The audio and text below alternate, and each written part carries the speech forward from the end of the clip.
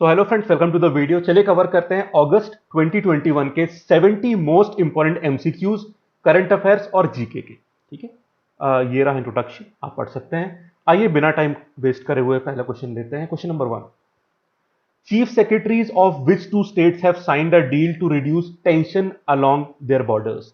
And the answer is Assam and Nagaland. तो Assam and Nagaland के जो जो बॉर्डर है दोनों स्टेट्स का, वहां पर जो है टेंशन था, तो अब दोनों के चीफ सेक्रेटरीज ने एक मतलब एक पीस डील की तरह साइन कर लिया है।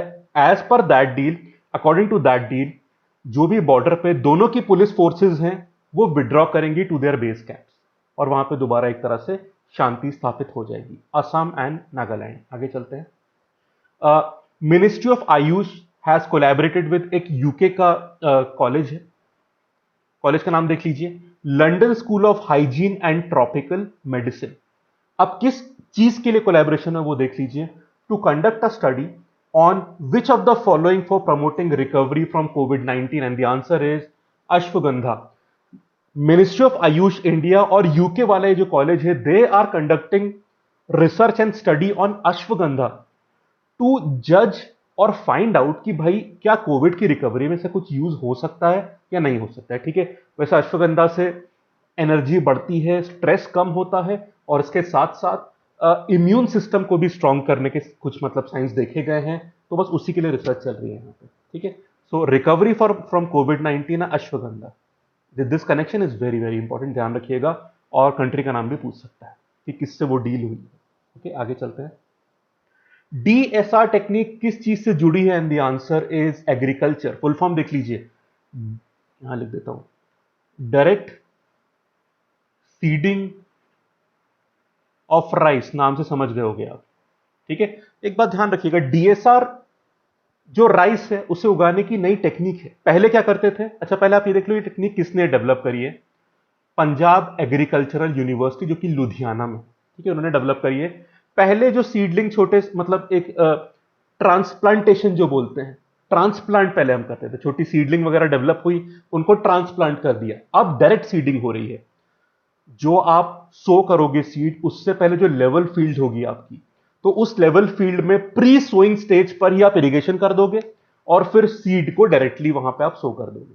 तो डायरेक्ट सीडिंग ऑफ राइस, ये बस डिटेल में और भी बातें कही जा सकती है, पर मोटा मोटा समझने के लिए एक्सप्लेनेशन काफी है। ठीक है, अब इस टेक्निक को लोग काफी अच्छी तरह अपना रहे हैं, काफी लोग इसे यूज कर रहे हैं। तो ये टेक्निक किसके बारे में, बेसिक चीज, और डेवलप किसने करा है, तीनों चीजें पता होनी चाहिए आपको।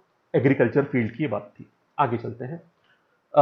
Who has taken over as prime minister in the newly formed caretaker government in Myanmar? Myanmar आप जानते हैं कि भाई वहां पे जो मिलिट्री है उसने कूप कर दिया था।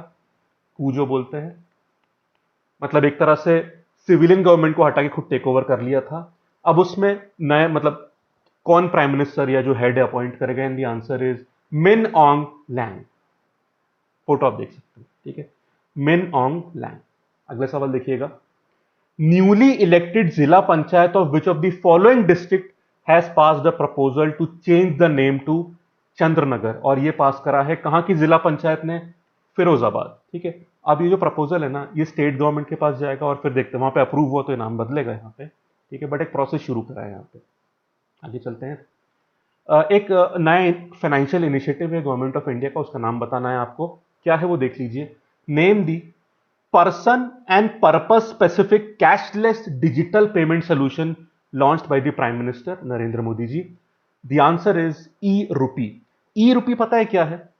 पर्सन और पर्पस स्पेसिफिक, इसका ये एक तरह से वाउचर्स होते हैं पेमेंट करने के लिए। कैसे?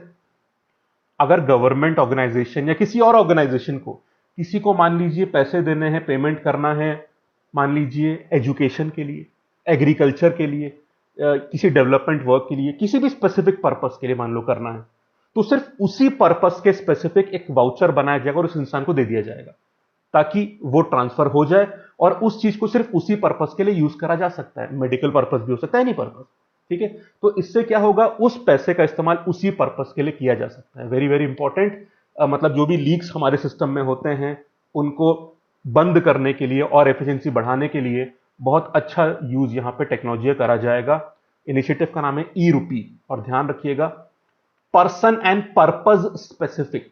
कोई भी और इंसान किसी और पर्पस के लिए इसका इस्तेमाल नहीं कर पाएगा। आगे चलते हैं।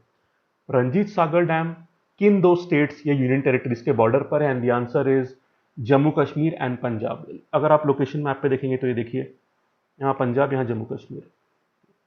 तो जेएनके और पंजाब के बॉर्डर पर है।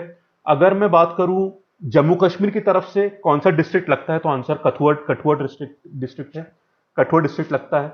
एक्चुअली आर्मी का एक हेलीकॉप्टर यहाँ पे क्रैश हो गया था, ठीक है।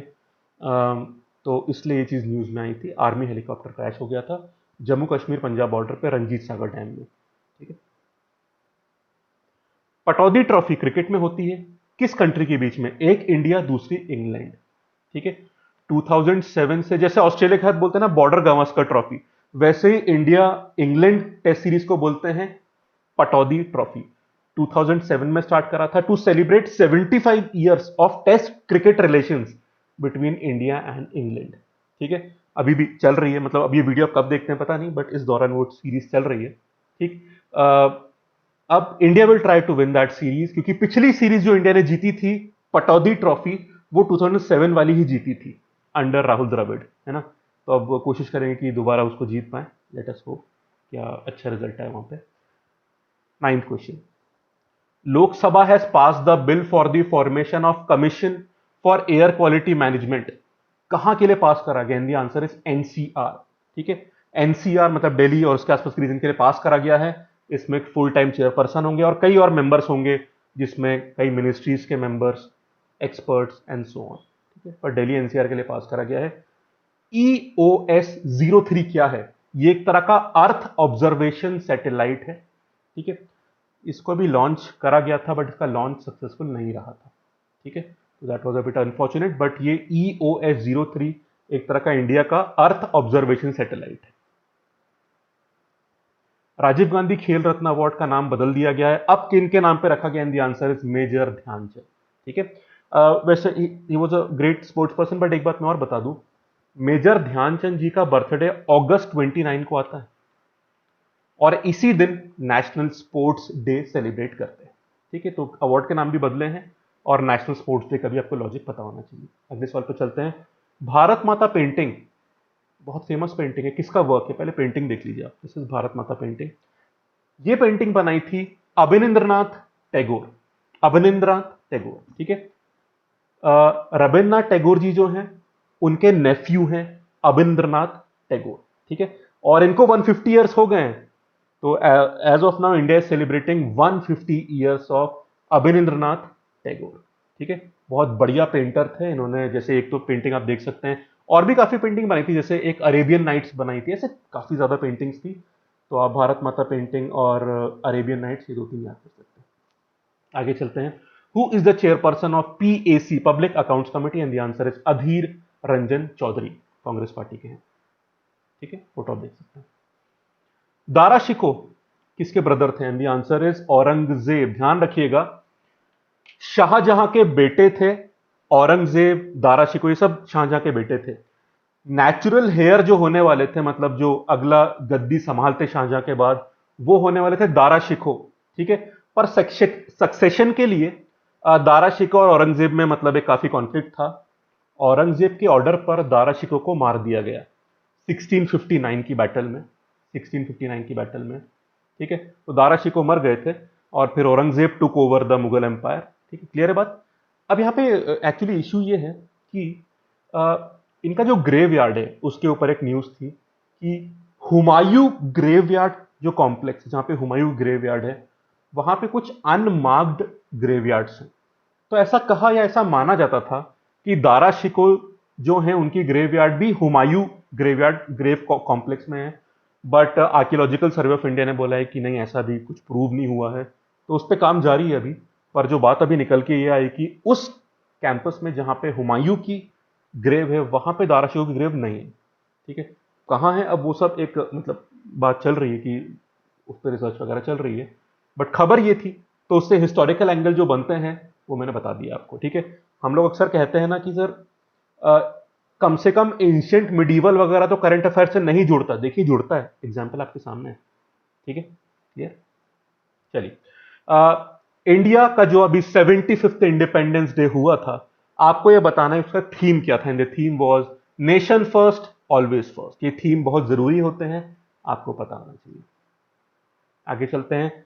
सागर एक इंडियन फ्रेमवर्क है, किस लिए? रीजनल मैरीटाइम सिक्योरिटी के लिए। पहले फुल फॉर्म देख लीजिए, या मैं बता देता हूं यहीं पे।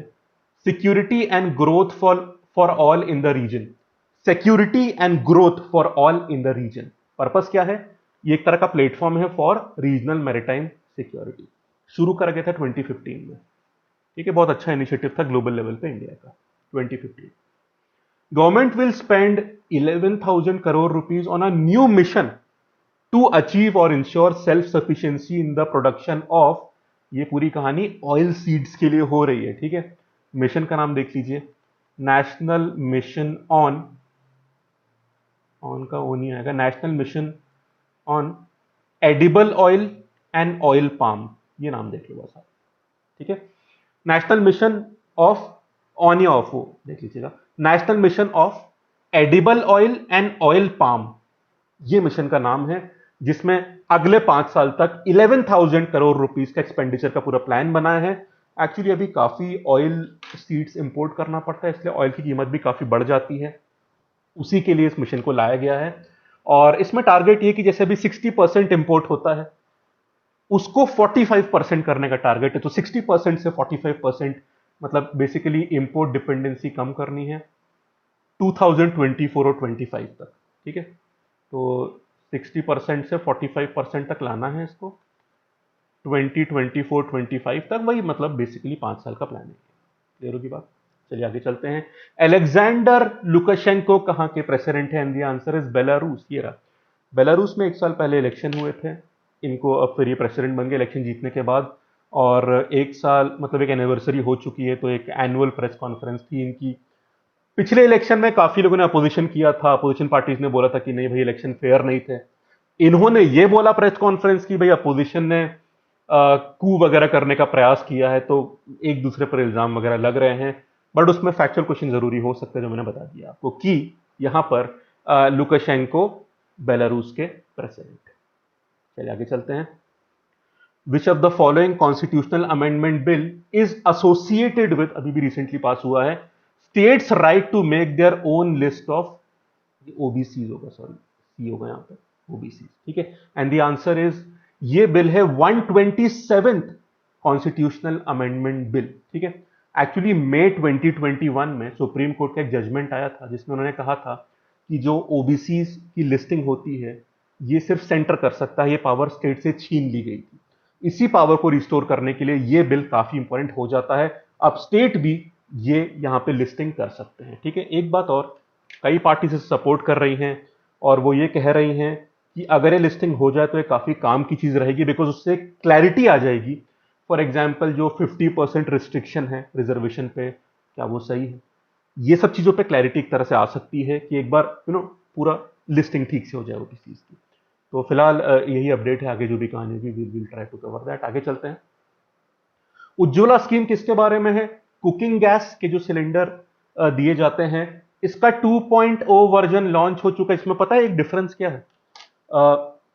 माइग्रेंट लेबर से जो फैमिलीज होती हैं, तो अगर उनको उज्ज्वला स्कीम के अंडर कुकिंग गैस सिलेंडर चाहिए, तो उनको लोकल एड्रेस प्रूफ जुगाड़ने के लिए बहुत मेहनत नहीं पड़ेगी। एक self declaration of the address will be sufficient. ठीक है, वरना मान लीजिए कोई इंसान एक स्टेट से दूसरे स्टेट गया, तो वहां पे उस नई जगह पे इस स्कीम का फायदा उठाना काफी मुश्किल हो जाता है। ठीक है, तो ऐसे में इस तरह का इंटीग्रेशन, इस तरह के स्टेप्स बहुत फायदेमंद होते हैं। सेल्फ डिक्लेरेशन अलाउ कर देना, ठीक है, एज अ रेजिडेंशियल प्रूफ। चलिए आगे चलते हैं। Name the first national park of India जिसे सैटेलाइट फोन्स दिए गए हैं, and the answer is Kaziranga national park, जहां पे काफी जानवर होते हैं, पर जो गेंडा जो हम बोलते हैं राइनोसरस, ठीक है, वन हॉर्न्ड राइनोसरस जो होता है वो मिलता है। इससे बहुत फायदे होंगे सैटेलाइट फोन से। एक तो फ्लडिंग के टाइम पे जानवरों को बचाया जा सकेगा, और पोचिंग रोकने में भी ये चीज काफी काम आएगी। दोनों बातें दिमाग में होनी चाहिए, पोचिंग और उसके साथ साथ फ्लडिंग भी काफी आती है, आपको पता है, तो उस टाइम भी जानवरों की रक्षा करने के लिए ये चीज यूजफुल होगी। टाइगर सर्वेज किस इंटरवल पे होते हैं? The answer is every 4 years. Friend ध्यान रखिएगा, टाइगर सर्वेज 4 साल में एक बार होते हैं लगभग, और एलिफेंट सर्वेज 5 साल में एक बार होते हैं। पिछला टाइगर सर्वे की बात करी जाए तो 2018 और 19 में हुआ था, और पिछला एलिफेंट सर्वे 2017 में हुआ था। एलिफेंट पाए गए थे इतने 29,964, और टाइगर पाए गए थे इस वाले 2018-19 सर्वे में 2,997 टाइगर्स और ये एलिफेंट्स। ठीक है, अब एक्चुअली बात ये चल रही है कि गवर्नमेंट इज प्लानिंग कि टाइगर और एलिफेंट सर्वे साथ साथ करे जाएं, क्योंकि दोनों के एरियाज 90% तो कॉमन रहते हैं, तो कॉस्ट सेविंग भी काफी होगी और बेटर मेथड्स एम्प्लॉय करे जा सकते हैं। ठीक है, बेटर रिजल्ट्स आएंगे, कॉस्ट सेविंग भी फैक्टर होगा। ठीक है, तो ये प्लान चल रहा है, फैक्चुअल बातें जो थी मैंने बता दी आपको। एक सवाल और, वर्ल्ड एलिफेंट डे कब सेलिब्रेट करते हैं? अगस्त में ही आता है, एंड द आंसर इज 12 अगस्त। 12 अगस्त। ठीक है, चलिए आगे चलते हैं। अल मोहद अल हिंदी, ये एक तरह का बायलैटरल नेवल एक्सरसाइज है between India and Saudi Arabia. Very important, इस तरह की जो मिलिट्री और नेवल एक्सरसाइजेज होती हैं, वेरी वेरी इंपॉर्टेंट कि किन दो कंट्रीज के बीच में होती है। ठीक, द गवर्नमेंट हैज नोटिफाइड, नए रूल्स आए basically, plastic waste management amendment rules 2021। उसमें क्या करा गया वो देख लीजिए। It prohibit specific single use plastic items which have low utility and high littering potential, जो फैलाते हैं मतलब प्लास्टिक वगैरह। ये किस ईयर का टारगेट रखा गया आपको बताना है, एंड द आंसर इज 2022। ठीक है, क्लियर है बात? तो जो प्रोहिबिशन है इसे 2022 तक वो टारगेट रखा गया है कि कंप्लीटली प्रोहिबिट कर दिया जाएगा। ठीक, specific single use plastic items. BBV 154 क्या है? ये एक तरह की वैक्सीन है, ध्यान से सुनिएगा। ये भारत बायोटेक की वैक्सीन है। इसको इंटरनेशनल तरीके से दिया जाएगा, नेशनल मतलब नाक के थ्रू दिया जाएगा, और इसका सेकेंड और थर्ड फेज का ट्रायल अप्रूव कर दिया गया है।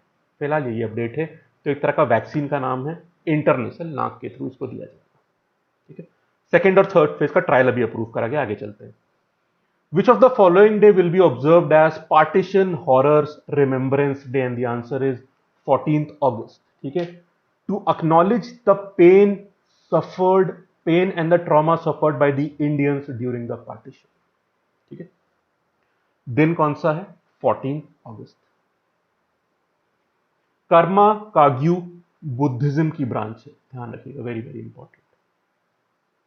Which state government has announced a policy to set up residential schools of excellence by PPP model, मतलब पब्लिक प्राइवेट पार्टनरशिप, और ये काम करा है गुजरात में। ठीक है, गुजरात में इस कॉन्सेप्ट पर पीपीपी से residential schools of excellence establish करे जाएंगे। आगे चलते हैं। Which of the following is a group of armed forces veterans जो which work towards empowering people with disabilities? तो जो डिफरेंटली एबल्ड पीपल होते हैं उनको और एम्पावर करने के लिए आर्म्ड फोर्सेज जो वेटरन्स है, आर्मी मतलब आर्म्ड फोर्सेज मतलब can be army, navy, air force, armed forces के वेटरन का ये ग्रुप है, एक इनिशिएटिव है, उसका नाम बताना है, and the answer is team claw. ठीक है, क्लियर बात? तो टीम क्लॉ ने इस बार जो इनिशिएटिव लिया है कि एक ग्रुप बनाया गया है ऑफ डिफरेंटली एबल्ड पीपल, और 15 अगस्त को वो लोग they will go on a track. कहां की ट्रैक? सियाचिन के लिए, जो कि highest battlefield of the world है। इसके लिए उनको पूरी तरह से एक्लेमेटाइज ट्रेनिंग वगैरह पूरी दी जाएगी। ठीक है, तो ग्रुप का नाम पता होना चाहिए और इनका पर्पस क्या होता है पता होना चाहिए आपको। ठीक है, it's a group of armed forces veterans. Which of the following, बहुत इंटरेस्टिंग चीज हुई है, which of the following state legislative assembly has no MLA in the opposition? बताइए आप, ऐसी कौन सी स्टेट असेंबली जहां पे अपोजिशन ही खत्म हो गया? ठीक है, and the answer is Nagaland.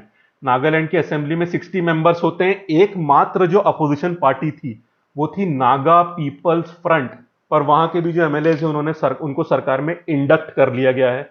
They are a part of the government, यहाँ पर अपोजिशन ही नहीं है। बड़ा इंटरेस्टिंग फिनोमेना है। तो मतलब अब आगे क्या होता है पता नहीं, but factually at this point of time this question is very very important. ठीक है, चलिए, रुद्रेंद्र टंडन इंडियन एम्बेसडर थे to which country? And the answer is Afghanistan. तो अफगानिस्तान में जो भी डेवलपमेंट्स हो रहे हैं अभी, तालिबान और अफगानिस्तान उस पूरे एरिया में, ठीक है, तालिबान जो अब टेक ओवर कर रहा है पूरा, उस पूरी कहानी में हमने इंडियंस का इवैक्यूएशन भी कराया, वहां के लोग का भी इवैक्यूएशन करवाया। उसमें इनका नाम काफी देखने को मिला था as one of the person coordinating these activities, Rudrendra Tandon. ठीक है, वहां के एम्बेसडर थे। अब तो ऑब्वियसली वापस आ गए हैं, तो अब आगे क्या हमारा स्टैंस रहेगा अफगानिस्तान और तालिबान के लिए वो देखा जाएगा, पर ये सवाल ध्यान रखिएगा।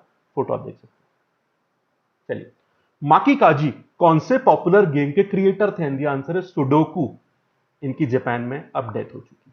ठीक है, इनका फोटो देख सकते हैं आप। Creator of sudoku, the very मतलब वेरी पॉपुलर गेम, आप भी लोग खेलते होंगे। ठीक है, which of the following sectors have not been included in this scheme? ये स्कीम बहुत जरूरी है, ध्यान रखिएगा।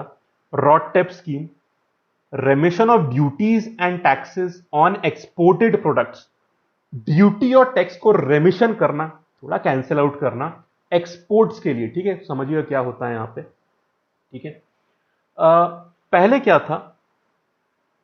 Merchandise and service export incentive scheme. Merchandise and service export incentive scheme जो पहले चलती थी, but this was in violation of WTO, इसे हटा दिया गया। और 1 जनवरी से एक नई स्कीम आई है फॉर एक्सपोर्ट, जिसका नाम है रॉडटेप स्कीम। इसमें क्या होता है? It tries to achieve zero rating of export. इसका मतलब कोई भी डोमेस्टिक टैक्स एक्सपोर्ट नहीं होना चाहिए।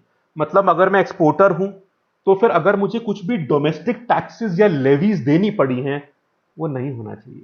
ठीक है, और अगर ऐसा कुछ मैंने पेमेंट कर दिया डोमेस्टिक टैक्सेस में, तो मुझे रिफंड होगा। ठीक है, तो इसको बोलते हैं zero rating of taxes for exported products. ठीक है, इसमें 3 सेक्टर्स को अलग रखा गया है। तो इस क्वेश्चन का आंसर ऑल ऑफ दीज हो जाएगा। वो है स्टील, फार्मा और केमिकल्स, क्योंकि इनका एक्सपोर्ट पहले से ही काफी ठीक लेवल पे था, ऑलरेडी ठीक चल रहा था। ठीक है, तो इनको अलग रखा गया है। आगे चलते हैं। Who has announce the formation of a composite, एक नया इंडेक्स बना है, FI index, financial inclusion index, to capture the extent of financial inclusion across the country, और ये बनाया है रिजर्व बैंक ऑफ इंडिया ने। ठीक है, अगर जैसे हम आपको वैल्यूज बताऊं, तो जो इंटरवल या पीरियड खत्म हो रहा था मार्च 2017, तब इसकी वैल्यू आई थी 43.4। ठीक है, परसेंट। उसके बाद जो पीरियड अभी खत्म हो रहा था 2021 में, इसकी वैल्यू आई है 53.9, इस तरह से। ठीक है, तो बेसिकली इसे रेगुलर इंटरवल पे इस इंडेक्स की वैल्यूज निकाली जाएंगी, एंड लगभग जुलाई के आसपास ये वैल्यू आ जाया करेगी। तो अभी जो दो वैल्यूज हैं उसको याद कर लीजिएगा। सर 2017 में जो मार्च में ड्यूरेशन एंड हो रहा था 43.4, और मार्च 2021 में जो एंड हो रहा था 53.9। ठीक है, पर इसको बनाएगा, आई थिंक ये इंडेक्स कौन निकालेगा, that is very very important. Reserve bank of India, that will be the main question यहाँ पे।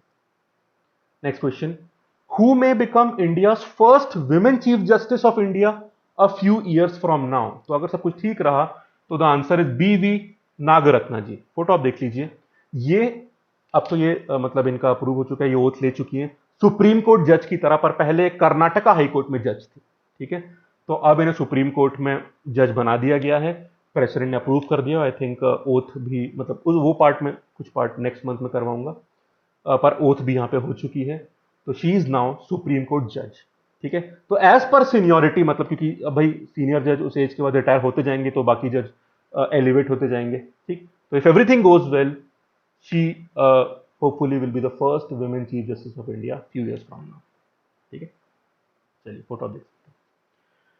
Who is the competent authority to deal with telephone interceptions? काफी बातें हो रही हैं अभी, जो पेगासस की सब इशू चल रहा है यहाँ पे। ठीक है, तो उसमें जो ऑफिशियल रास्ता होता है, सेंट्रल या यूनियन लेवल पर home secretary is the authority, और स्टेट लेवल पर वो सेक्रेटरी जो होम डिपार्टमेंट का इंचार्ज होता है।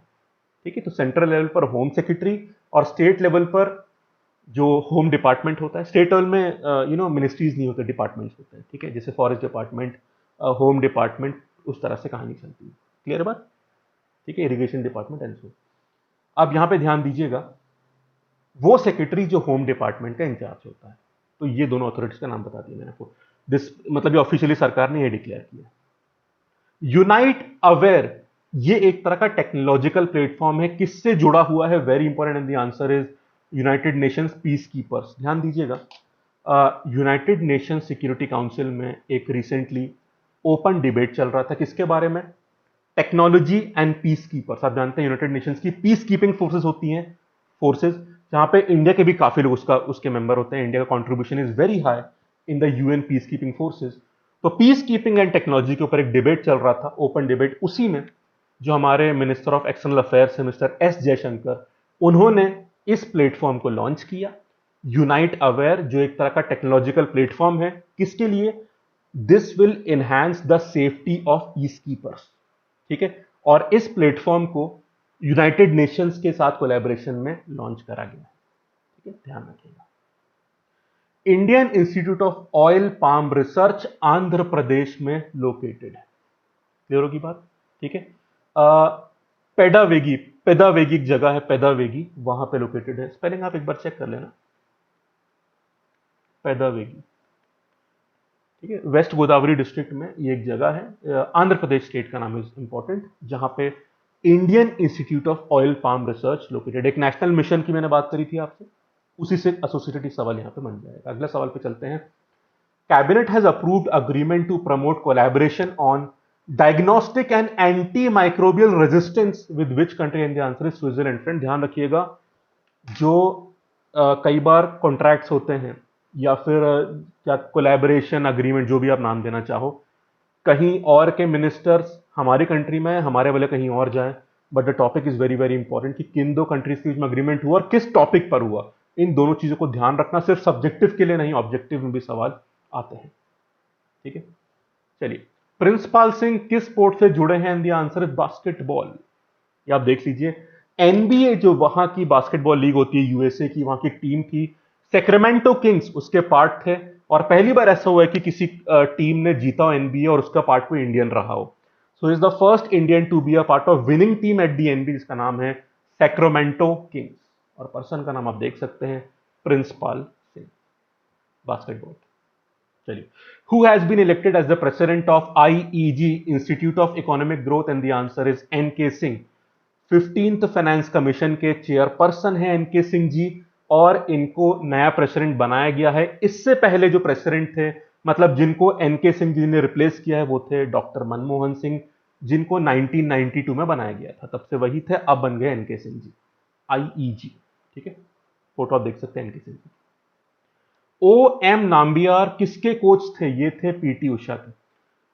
ही is no more with us. And PT Usha को जो पूरा ट्रेनिंग दिया और उनको एशियाज गोल्डन विमेन बनाया, एथलीट इतनी बढ़िया है वो, उनकी जो कोचिंग थी वो नाम्बियार जी ने करी थी। फोटो आप यहां पे देख सकते हैं, ओ एम नाम्बियार। चलिए, name the only DNA based COVID 19 vaccine of the world? And the answer is ZyCoV D. यहां पे ध्यान दीजिएगा, DCGI, drug controller general of India ने इमरजेंसी यूज अप्रूवल इस वैक्सीन को दे दिया है, पहली चीज। दूसरी चीज, ज़ाइकोव डी वैक्सीन कौन बनाता है? जाइडस कैडिला, जाइडस कैडिला जो अहमदाबाद बेस्ड एक फार्मा कंपनी है, दूसरी बात। तीसरी, ये वैक्सीन अभी तक वर्ल्ड की ओनली डीएनए बेस्ड वैक्सीन है, तीसरी बात। और आखिरी बात, इसे 12 प्लस एज के लोग ले सकते हैं, मतलब 18 प्लस तो ले ही सकते हैं, 12 प्लस कैटेगरी में भी इसको लिया जा सकता है, ठीक है। ये बड़ी खास बात है इसकी। क्लियर होगी बात? चलिए आगे चलते हैं। Which state government has launched the distribution of smart health cards which will help the families in getting medical treatment up to rupees 5 lakhs per annum? तो स्मार्ट कार्ड सिस्टम जो है, इसकी लॉन्चिंग उड़ीसा में करी गई। Good step. आगे चलते हैं। Which of the following countries has pass 3 child policy? ये काम करा है चाइना ने।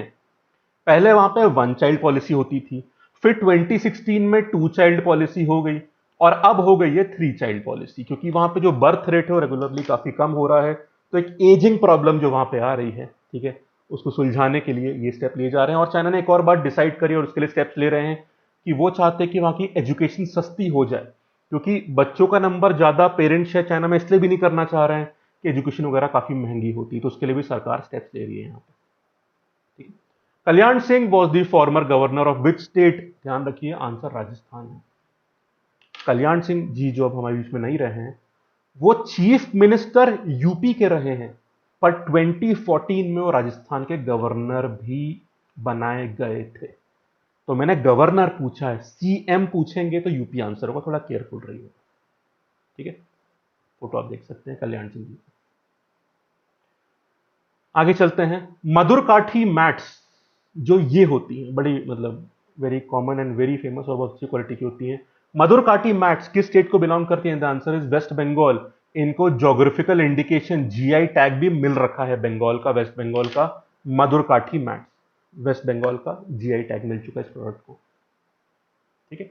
Which country will issue biometric ID cards for elephants? And the answer is Sri Lanka. तो एलिफेंट कंजर्वेशन के लिए बहुत सारे स्टेप्स लिए जाएंगे, उनमें से एक ये स्टेप भी होगा। आगे चलते हैं। World athletics under 20 championship is being held at Nairobi, जो कि केनिया का कैपिटल है। World athletics under 20 championship. ठीक है। चलिए, मालाबार नेवल एक्सरसाइज किस से जुड़ी हुई है? It is associated with, and the answer is quad. ठीक है। तो ये मिलिट्री एक्सरसाइज जो नेवल एक्सरसाइज होती है, क्वाड का मतलब ऑस्ट्रेलिया, जापान, यूएसए और इंडिया, इन चारों की ये ज्वाइंट एक्सरसाइज होती है, मालाबार एक्सरसाइज। इस बार ये होने वाली है गुआम आइलैंड की कोस्ट पर। गुआम पता है कहां पे है? पैसिफिक ओशियन में है, ऑस्ट्रेलिया के थोड़ा नॉर्थ में लाया करता है। माइक्रोनेशिया एक आर्चिपेलागो है, माइक्रोनेशिया। ठीक है। तो उसी में है गुआम। ठीक है। आई थिंक सेंट्रल पैसिफिक के आसपास थोड़ा ये आ जाएगा, ऑस्ट्रेलिया के काफी नॉर्थ पे आप लोकेशन देख सकते हैं। ठीक है। शैली सिंह किस स्पोर्ट से जुड़ी है? And the answer is long jump. Photo देख लीजिए। नैरोबी में जो अंडर 20 एथलेटिक चैंपियनशिप चल रही है, उसमें इन्होंने लॉन्ग जंप में सिल्वर मेडल जीता है और बहुत हाई पोटेंशियल है फ्यूचर का। मतलब ये गोल्ड से सिर्फ 1 सेंटीमीटर से रह गई थी। ठीक है। और ये उम्मीद है कि आने वाले समय में आपको शैली सिंह जी का और नाम सुनने को मिलेगा।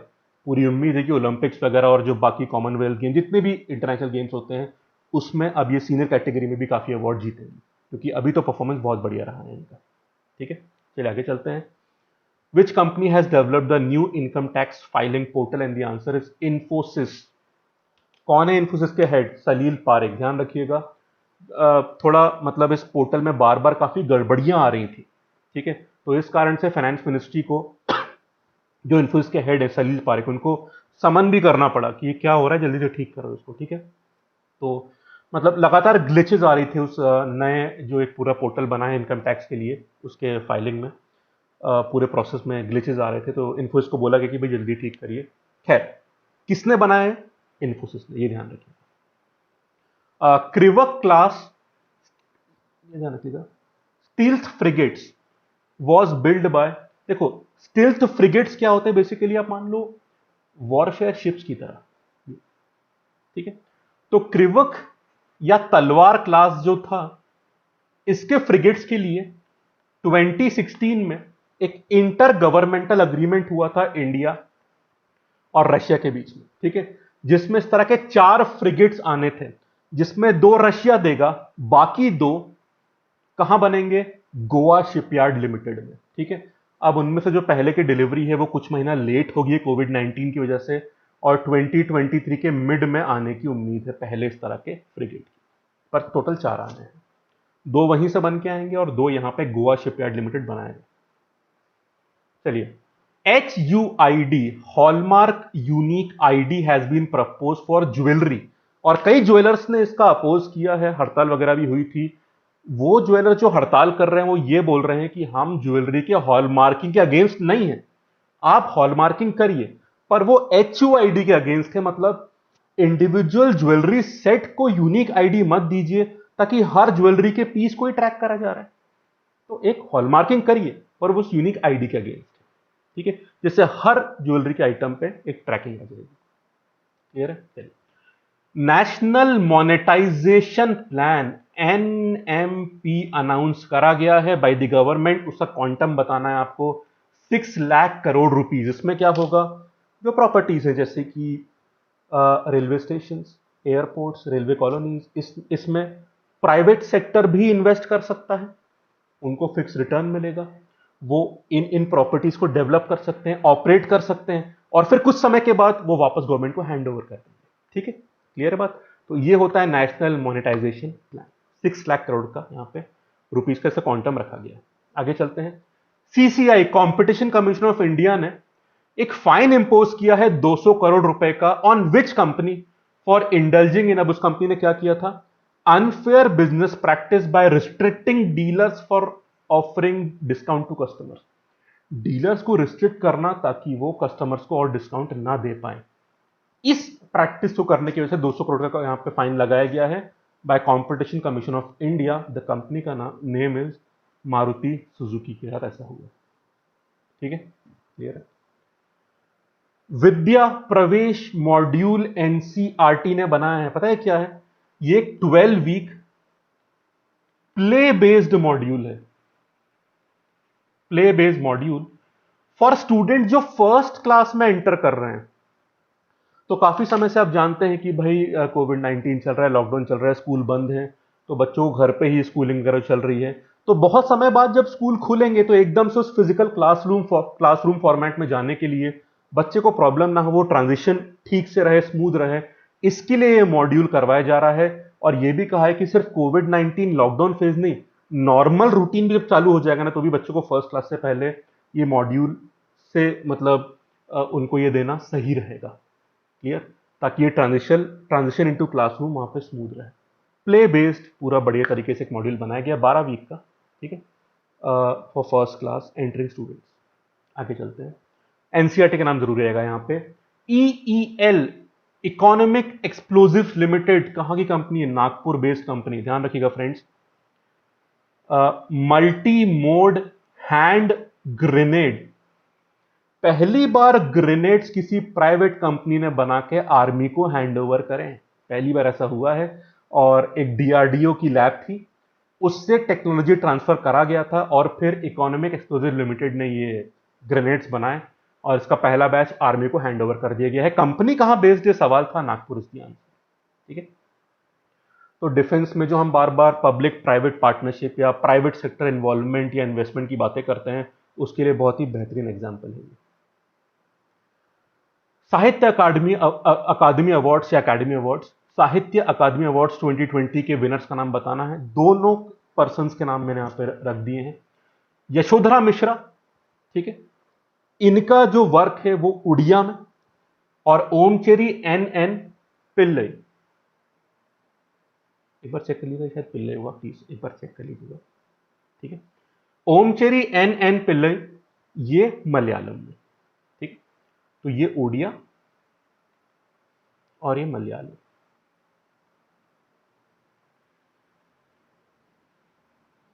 मलयालम। आगे चलते हैं। मंथन 2021 एक हैकेथॉन है, किस चीज से जुड़ी हुई है? The answer is intelligence agency. Intelligence agency, अब यहां ध्यान रखिएगा, इसे कौन ऑर्गेनाइज करा रहा है?